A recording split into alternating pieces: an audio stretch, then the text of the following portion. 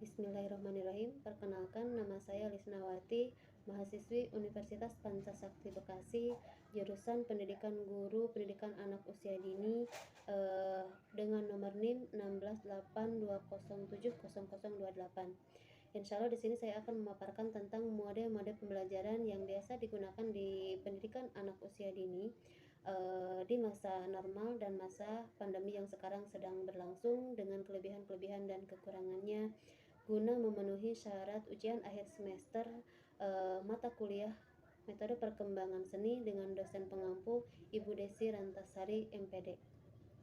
Yang pertama, mode-mode pembelajaran yang biasa digunakan di tingkat pendidikan usia dini di masa normal. Di antaranya yang pertama, ada mode pembelajaran kelompok, sudut, area, dan sentra.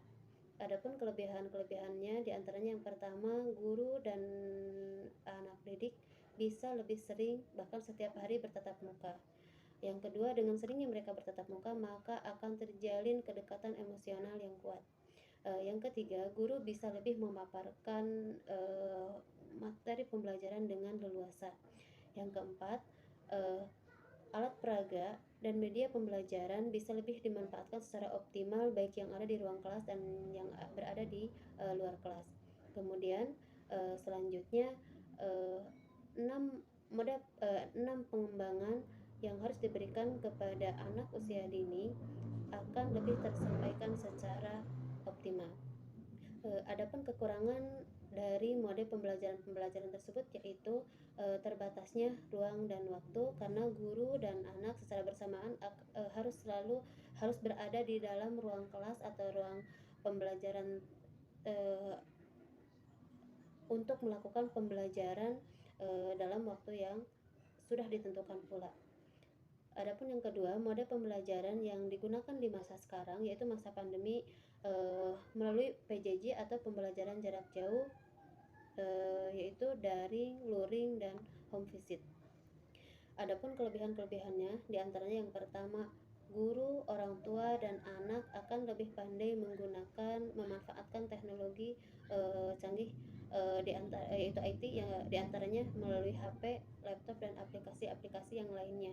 Yang kedua, tidak terbatasnya ruang dan waktu, karena guru tidak harus selalu standby berada di ruang kelas ketika memberikan pembelajaran terhadap anak. Begitu juga dengan orang tua dan anak tidak harus selalu berada di ruangan kelas.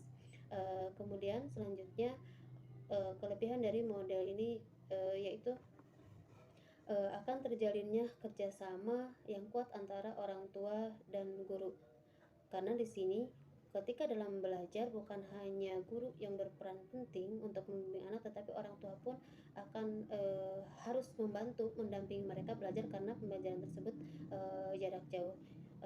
Kalau tidak ada bimbingan orang tua, maka anak tidak akan ada yang mengarahkan dalam melakukan pembelajaran.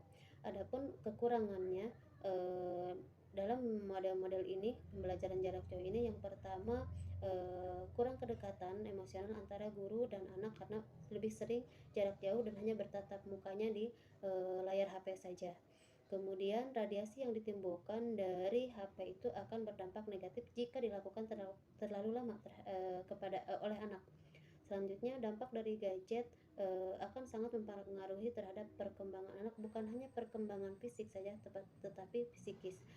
Karena ketika orang tua tidak bisa memilih kepada anak dalam penggunaan HP, maka akan berbahaya. Anak akan lebih tertarik belajar hanya sebentar, tapi banyak aplikasi-aplikasi yang membuat anak terlena, di antaranya permainan-permainan dan banyak hal yang memang belum pantas dilihat oleh anak dalam yang terdapat dalam aplikasi-aplikasi yang ada di HP. Jadi orang tua itu harus ekstra jika ingin anak benar-benar aman, gitu, maka harus ekstra. Demikian yang bisa dipaparkan. Terima kasih banyak, mudah-mudahan ada manfaatnya.